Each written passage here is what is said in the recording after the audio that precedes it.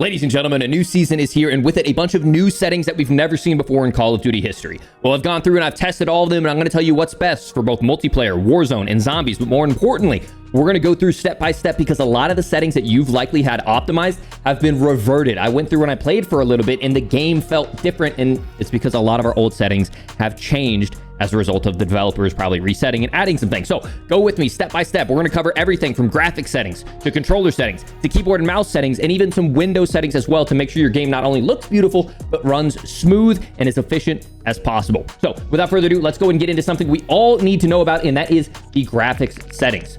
So one thing that I want to point out before we get into it is they have fixed a global setting for every input where the annoying thing where your crosshair would deviate from the center of your screen, that is no longer a thing. The crosshair will be locked to the center of your screen on all inputs. Thank goodness. They've also fixed that thing where you would have it perfectly centered, you would aim down sight, and then your crosshair would end up in a different spot than where you were centering. That was a brilliant feature by Infinity Ward, added back at the beginning of Warzone 2 that carried over through this engine. They are now fixing that. So they are slowly everything that Infinity Ward did to this game and trying to get it to feel a little bit smooth, snappier, and responsive like we had all the way back in the OG Warzone days. So thank goodness we're starting to get back to that. Still have a long way to go. So with all that being said, let's go ahead and get into the graphic settings. We have full screen exclusive. Make sure you have that set. Make sure your screen refresh rate is set as high as it possibly can be, both here and in your NVIDIA control panel and your display settings on Windows. Set your display resolution per your monitor. I play in 4K, and with these settings, I get almost 240 hertz with some of these settings set to medium or high as well. These settings are it. The goal of these settings are to have your game look as beautiful as possible while not affecting your performance, right? So I'm not going to set everything to very low and your game's going to look like crap, but I am going to help your game look nice while still not affecting your competitive advantage in game. Okay. Once you do all these settings changes, I would encourage you to go back and hit restart shaders preloading. Your game is going to do this when it starts up a new season, but if you're changing up a bunch of these settings, I would encourage you just to once over, reset your app, restart the shaders, reset the app again, and then you should be running smooth from there on out. For the brightness, I have set to 55. That helps us see inside of the shadows a little bit better. We also have NVIDIA reflex latency set to on plus boost. Eco mode is custom, VSync off. Make sure we have our custom frame rate set to unlimited. Now there's two new settings here. We have the menu render resolution. I have mine set to native because I want my game to look as beautiful as possible because I do a lot of videos in this menu. It by default will be set to optimal, which will basically make your menus look a little bit less beautiful. Most people probably won't care, but since I do a lot of settings videos, I set it to native. If you want your game all the time to look as good as possible, set that to native as well. There is a new setting for pause game rendering. When you pause the game, it'll stop some of the rendering in the background to save some GPU performance. It's largely an energy consumption thing. I personally don't really care too much about that. I don't want any pausing or hitching as I'm going in and out of the game, so I have mine set to off. From there, I have HDR off as well. For the quality, make sure you have your render resolution set to 100. Dynamic resolution is off. We use Fidelity FX Cast with the strength set to 90. This is going to make the game look sharper, which is going to help bring out some of the outlines. It's also just going to make the game look cleaner as well and clean up some of those lines. And that's what I run. You can set that as high or as low as you want, but I like my game looking pretty sharp. It helps bring out some players. Definitely no ray tracing. We have our VRAM scale set to 90. If your game starts to hitch, you could bring that down lower as well. Some people suggest setting it to about 60, but I don't get any hitches at 90, but just know that if you do, you can bump that down. Variable rate shading. This technically will make your game look worse. By the books, it says it, but I haven't noticed any difference running around the map, but I have noticed a difference in my frame rate. So if you want your game to have a higher frame rate, consider turning on variable rate shading. My game still looks stunning in 4K. I would encourage you to try it. Do not turn on DLSS frame generation. I've seen some people suggesting that for higher frame rates, but it's just going to cause a lot of input latency that you don't want in your game. Yes, it may give you higher frames, but it's not worth the input delay, especially in a brutal FPS like Warzone. For there, I have texture resolution set to normal, same with texture filter anisotropic. You can set those to low and very low, but they really don't start to tax your performance until you get to about high.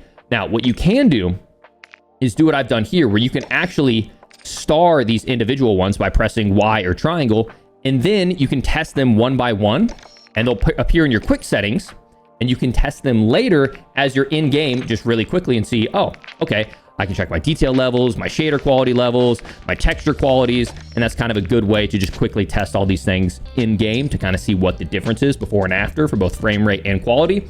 But these are what I would run. So if you just want to trust me, run with this. I run normal, off, normal, very low, on, because I like to see bullet recoil patterns with the bullet impacts. Persistent effects off. Shader quality is low. If you do want a better looking game, you can throw that to medium or high, but it is a little bit taxing on your GPU. No on-demand texture streaming. And then pretty much all of these are low, off, low, off, low, off.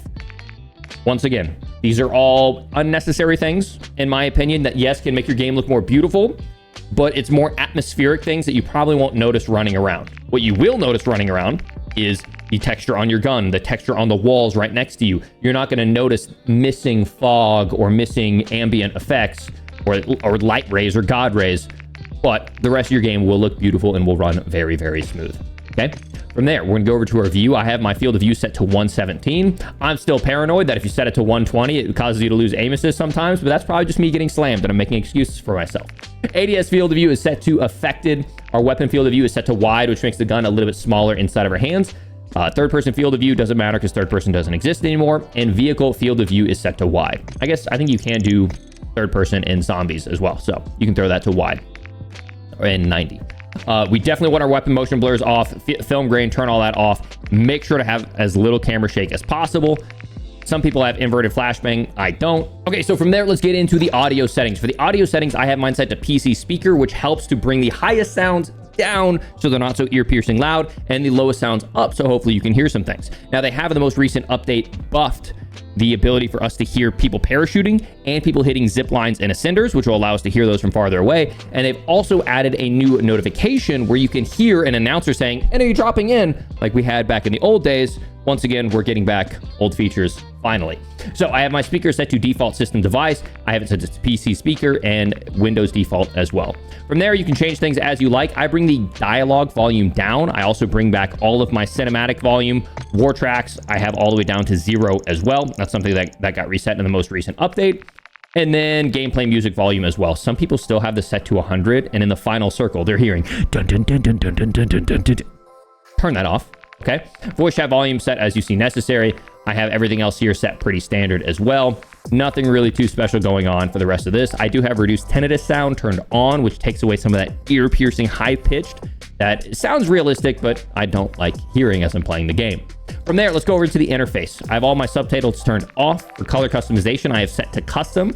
As I've mentioned in previous videos, I've gone through and I've set, let's say for this green, it was set to like a paler green, and I've gone through and I've selected a bright green. And you can do the same thing for the reds. You can go through and you can select a bright red, so things pop out a little bit more for you.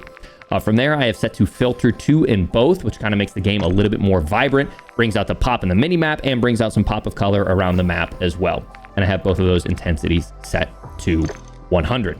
Make sure your HUD bounds are set as you see fit. I have mine set all the way to the edge. My mini map should be set to square, as yours should too. Turn on the rotation, turn on the compass, and then for this one, thank goodness, make sure your crosshairs are set to either on or static. Now, it doesn't matter because they're both the same thing, because the crosshairs no longer sway like they used to. Crosshairs are now static in the center of your screen at all times, and that's where your bullets go. Thank goodness, a much needed change for a long time.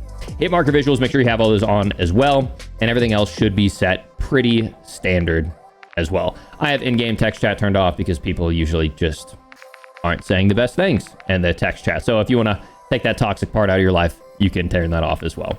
I did forget to mention, go into this telemetry section, go to custom, and then I have FPS counter, server latency, packet loss, GPU time, and CPU time. So that allows me to see my FPS up top, my latency up top, my packet loss if I'm getting any issues there, and then I can see whether my GPU or my CPU is more limited, right? Because if I'm having longer GPU times, that means it's taking my GPU longer to generate that frame, and my CPU is sitting there waiting. So that can kind of tell you whether or not you're CPU limited or GPU limited without getting too much into it. It's not an end-all be-all test, but it can kind of help you tell you a little bit information about your system, about which one of your components are lagging behind. And for me, running at 4K, it's my GPU that's struggling to keep up. But as you can still see, with all these high settings, I'm still getting well above 240 frames in average. I go inside of a building and I can sometimes in Warzone get as high as like, I mean, you saw it spike into the 300s there. Granted, I'm looking at a whole bunch of nothing, but Still, these settings treat me really well.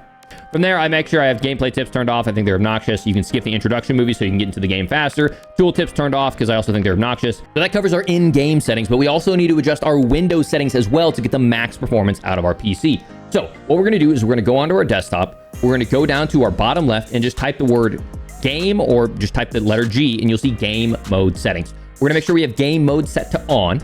And then from there, we're going to go to where it says graphics settings and turn on hardware accelerated GPU scheduling. Now, it used to be slightly better to have it off, but in the most recent updates and all the testing that I've seen across the community, it is better now to have hardware accelerated GPU scheduling turned on.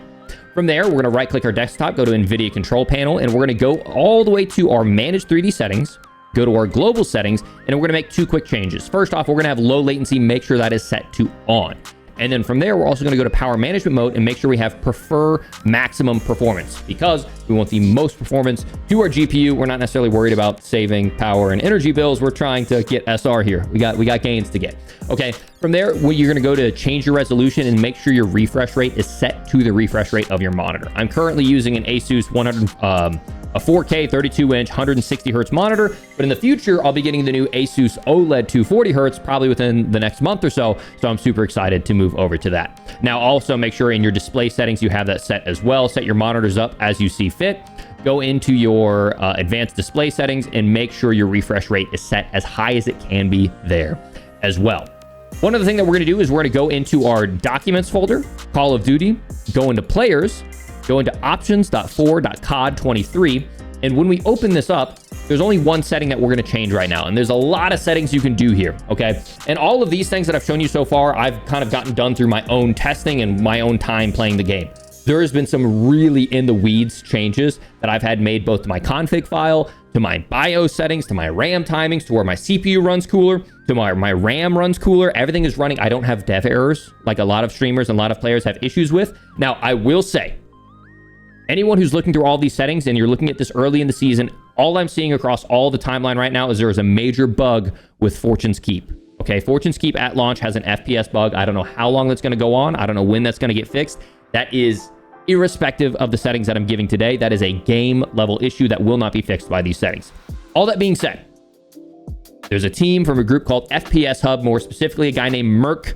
He's going to be linked in my description. He tuned my PC, which I know is like a scary word because most tuning is snake oil. He really helped me out, man. My game runs very smooth, even with all the research that I've done. This guy does this for a living, and he does a damn good job. So if you're having issues, you want to have your BIOS looked at, you want to have your RAM timings looked at, you want to have your CPU timings looked at, go ahead and hit up a guy like that. He will really go above and beyond. But this is like a 95% fix of all the things that I've known and researched myself, okay? The only thing that we're going to change in here is this right here, the renderer worker count. You've likely seen this before. It helps out with both stability and performance, okay? So what we're going to do is we're going to change it to the number of your P cores minus 1. For some CPUs, it'll just be your number of cores, but with most modern CPUs, like what I have, which is the Intel i9 13900K, they have what are called P core, which are performance cores, and E cores, which are efficiency cores. The E cores kind of handle some background tasks, and the P cores are what really send for gaming. So how do you know? Because right here, it says that I have 24 cores.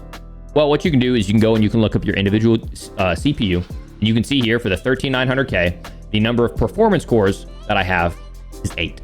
So we're going to take that number, subtract it by 1, and it's just going to be 7. So just go ahead and do some research on your CPU. If you don't feel comfortable changing any of this, hit up a guy like Merc, or just don't change this at all. Just know that it does help. And then you're just going to save it. And once you save it, you can close it out, and then boom, you're going to be set. Okay, without further ado, let's go ahead and get into the controller settings. Now, as you guys know, it's been a kind of a pain to play on controller. Aim assist is incredible, but we haven't been able to both tap to slide and tap to dive. We kind of had to pick whether we wanted to slide or dive, and it felt really sluggish. Well, fortunately, they added some new settings that kind of help mitigate that, and we're going to cover those. But if you don't want to have to deal with any of that hassle, go ahead and pick up the sponsor of today's video, and that is a SCUF. Okay, with the new SCUF Envision, it's a PC controller that has a row of buttons along the bottom that you can use for muting game, auto running across the map, calling in airstrikes. You could even set things like changing a stream, pausing your music. Of course, they've got the side buttons as well, which allow me to ping while I'm aiming down sight. As you can see here, I'm pressing that side button and it's going up, so I can aim down sight and then ping just by squeezing my hand. I've also got another side button over here. I've got the rapid fire digital triggers that can also be flipped over for fully actuating. And of course, we have the paddles on the back, which allow us to remap to some incredible binds. And I'm going to cover my binds here later in the video. But the best thing is I can set, due to the software in this, I can set tap to slide. I can set tap to dive to where I don't have to pick one or the other. The Envision allows me to do it all and have insane flexibility with my game, not only in Warzone, but every other game, because this allows me to change PC keybinds into my controller. It is purely ergonomics. There's nothing that you can be using here that would be exploiting the game and feel like it would be cheating.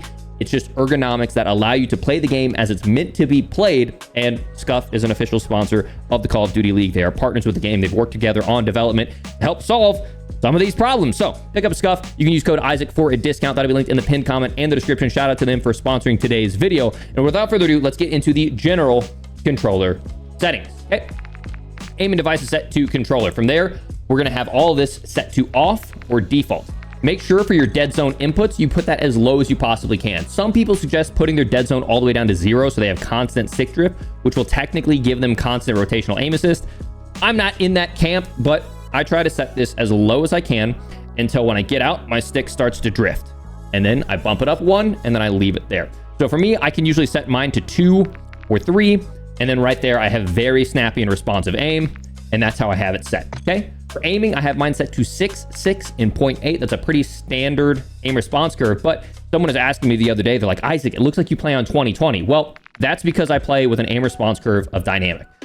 When you are un-ADS'd, like you're not aiming down sight, and you have it set to dynamic, you can whip your controller around. And then once you aim down sight, the 6.6 allows for that refined aim. So I rock 6.6, 0.8, and then dynamic.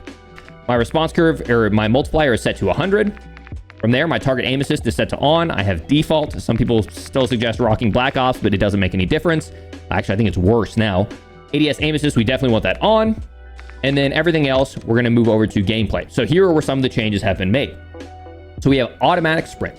Automatic tactical sprint, I have turned to on. It's going to help us move across the map faster and more dynamic. Slide maintain sprint, turn this off. We used to have this on, but it actually causes you to sometimes dive even when you're only tapping the slide button. When we have it set later, we'll look at come to the slide only or the hybrid.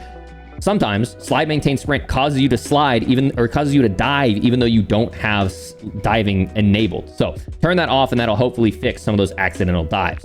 From there, tactical sprint behavior, I have set to single tap run. So if we tap sprint one time, our gun will go up into a tactical sprint. Turn all of this off. Grounded mantle, automatic airborne mantle, automatic mantle hang. It's going to cause you to accidentally mantle onto stuff you don't want to. For slide dive behavior, this is a new setting, okay? And this is kind of what allows players to get the movement kind of what the Envision provides, because now you don't have to choose between tap to slide or tap to dive. You can now set it to hybrid, and here's what it does. It says tap only to slide or tap while holding sprint input to dive. So what that looks like in game is, as you'll see here from my hand cam, and I'm going to blow up the hand cam so that way you can see it easier. If I am sprinting around, I can simply tap and it will instantly start my slide. Okay, it used to be I would have to tap and then release, which would make it feel really sluggish and would make slide cancels feel bad. Now, granted, I would be using my paddles on the back, but I'm going to show you the face button so that way you can see it. So as I'm sprinting around and I have it set to hybrid, if I press B, I instantly slide. Now you'll see if I press it and I hold, I still don't dive no matter what. In order to dive, I have to press down and hold L3, the sprint button. And then when I tap B, I dive. So what that means is, and it'll take a bit to get used to, if you're up on a rooftop and you want to sprint across and you want to dive and then pull your parachute so you can long jump, you can now do that by holding L3, diving, and then you can press jump. So it looks something like BA. So then you could dive, pull your parachute. Obviously for me, I have the benefit of I can press this paddle to dive, this paddle to slide, this paddle to jump, and this paddle to prone. So basically I have the advantage of being able to move as I, see fit across the map just with the paddles. But if you don't have a Scuff Envision, now you at least have the option to have a somewhat ergonomic gameplay experience by using the hybrid feature. So change that to hybrid if you haven't already. Okay, we're gonna have plunging underwater set to free, parachute automatic behavior set to off, turn that to on for door bash, mantle only, hold, sprint. All this is pretty much set to standard. Make sure we have our interact behavior set to prioritize interact. That's going to allow us to open doors, loot, etc. a lot faster. Apply all plates. We already know that. And then everything else here is pretty much going to be standard. I have depleted ammo weapon switch turned off because I don't like the game switching my weapon for me. I'm a big boy. I'll know when I'm running out of ammo. I'm always tracking that. I will switch myself when I run out of ammo. From there, only other thing that we're going to change here is ping wheel delay. I have that turned off. Basically, that's when you hold the ping wheel, you can like select around and be like, thank you. Yes, over here. I just have that turned off because I only want to like danger ping and live. Like I want a live ping and I want to like ping a direction, and that's it. I don't like that wheel coming up and blocking my face. Okay, and so that is all of the controller settings, but for the Envision, we're gonna get a little bit more fancy, and I wanna cover that real quick before we get into the mouse and keyboard settings, okay? A lot of you guys have been asking about my Envision keybinds for a long time, and I pretty much have them perfected now, so go ahead and take a look at what I have right here. Once again, if you guys wanna pick up an Envision, they're the sponsor of today's video. Check out the link in the pinned comment and the description. Here is why it is so special, because it allows me to remap every single button, both face buttons, rear buttons, etc. And the nice thing about this controller, it's super cheap compared to other custom controllers, because it's an Xbox, it is a PC controller. It is not an Xbox controller or PS5 controller. They don't have to pay licensing fees to Sony and Xbox. So it is a PC controller that is cheaper than any other custom controller on the market because they don't have to pay Sony and Microsoft, okay? So here's what I have mapped. Go to your mappings. I have mute chat set to right here. I have mute game set to right here. And obviously I'm just binding it, and then I just have it set to 6. You would just change those binds in game. I have auto run set to this one right here, and I just press auto run. So then whenever I press it, I can just move across the map. So I can talk to chat. I press that button one time and my character is just auto running across the map. For push to talk, I have set to my right bumper. So if I ever want to talk in game, I just press this right here and then I'm automatically talking to the chat. I have that set to P, and then you just go into game and change P to push to talk in game. And then boom, you press that. Now you're push to talking. For ping, I have set to up on the D-pad. So anytime I press this left side bumper, I am up on the D-pad, live pinging my opponents. And here's where things get really interesting for me, at least on the movement side. This is probably what you're really interested in. So I have instant dive set to my right bracket, and I'm gonna show you what that looks like in a moment. I have instant prone set to my left bracket. I'll show you that here in a moment. I have slide and crouch set to the B key. So just the standard B key as you would as a faceplate, and then jump as your standard A key. So I can slide cancel by pressing BA, BA, BA.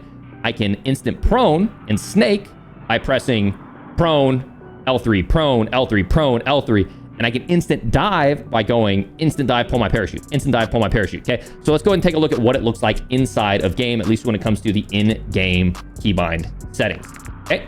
So as you guys know, you can't change your individual keybinds like you can on mouse and key. You can edit your overall layout, but you can't get super specific with keybinds like you can with keyboard and mouse. Fortunately, the Envision, like we mentioned, allows us to remap to all of these individual ones and all these advanced ones. So what we're gonna do is we're gonna set the left inside paddle to prone. It says prone dive, but hang with me. We're gonna set that left inside paddle to prone.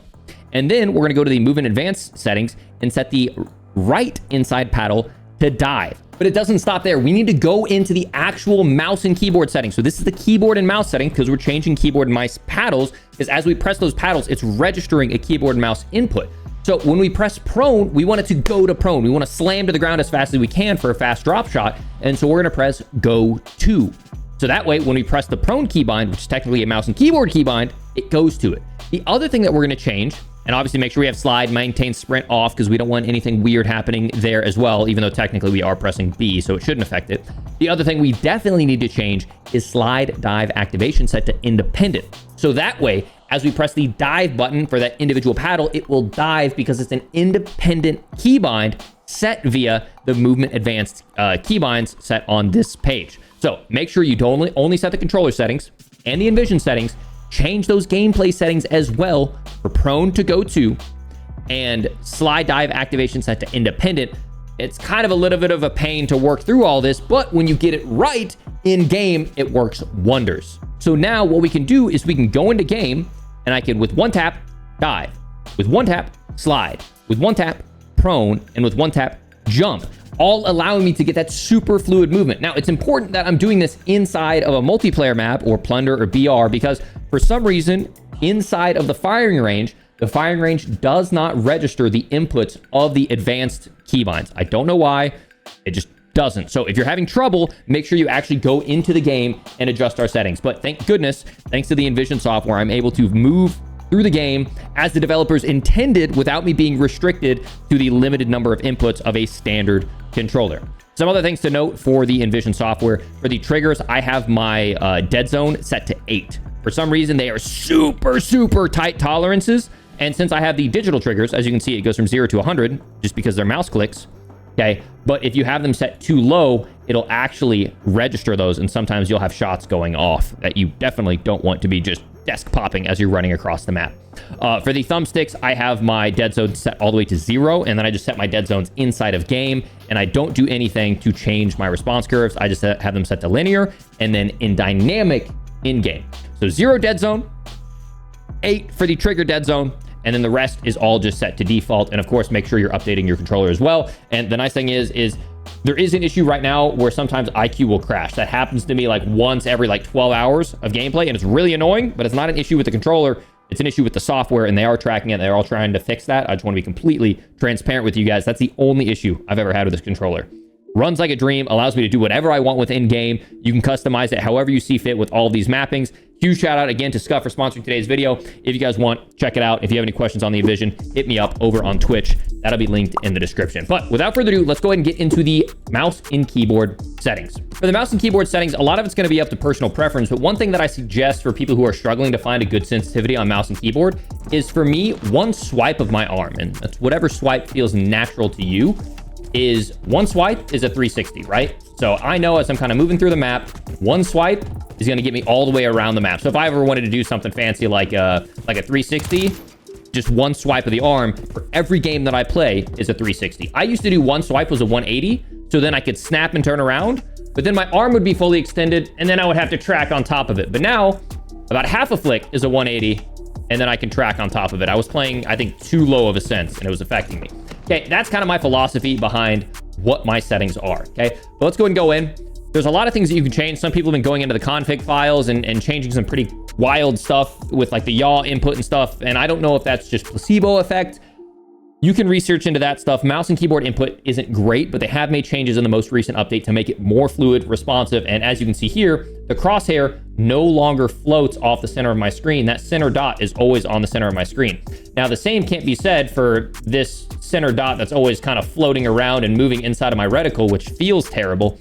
Hopefully they fix that. Hopefully they get rid of so much of the smoke and haze, which makes it so difficult to see, especially if you're like in incandescent lighting, like all that smoke and stuff. Rotational aim assist sees right through it. We can't as mouse and key players.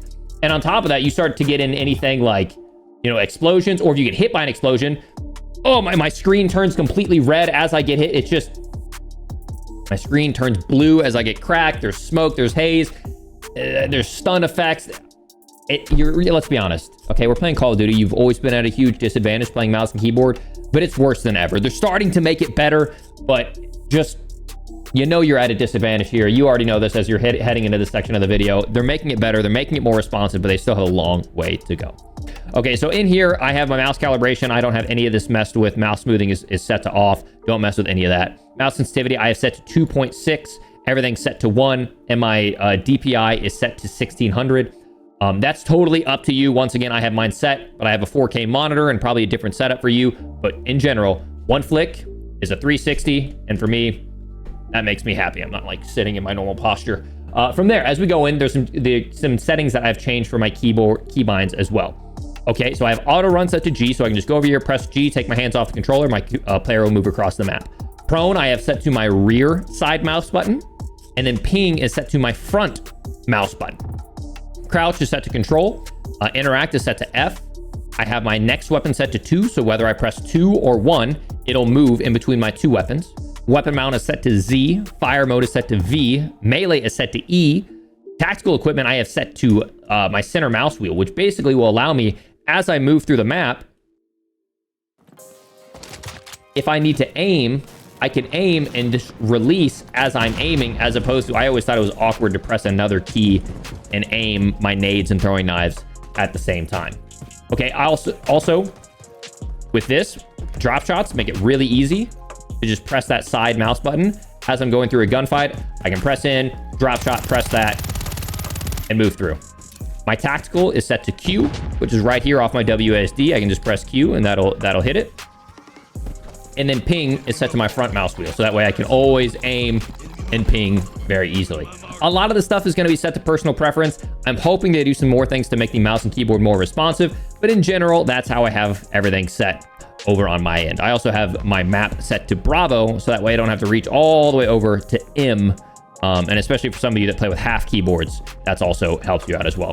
For gameplay though, it's really important that you change quite a few of these, okay? So we have our prone behavior set to go to, so when you tap that prone, boom, you slam to the ground and you can kind of get that instant drop shot effect. We have auto tack sprint turned on, tactical sprint behavior set to single tap run, automatic airborne mantle, grounded mantle, all that stuff. Have all that turned off, okay? Because we don't want to automatically mantle mid gunfight and get ourselves killed. Slide dive activation, make sure we have that set to independent. It's going to allow us to have snap your inputs for each individual keybind that we have set up. You can go into the advanced movement keybinds and set individual keybinds as well. You can also do the exact same thing here with your movement advanced keybinds. I don't have too much change in here. This is for my Envision PC controller. But make sure you have that set to independent. Parachute auto behavior, I have turned off. Aim down sight, I have set to hold. Everything else here is going to be pretty much set to standard except for armor plate. Make sure you have that set to apply all. And really, most of the stuff isn't too bad. And you're probably going to have most of this set if you played the game at all.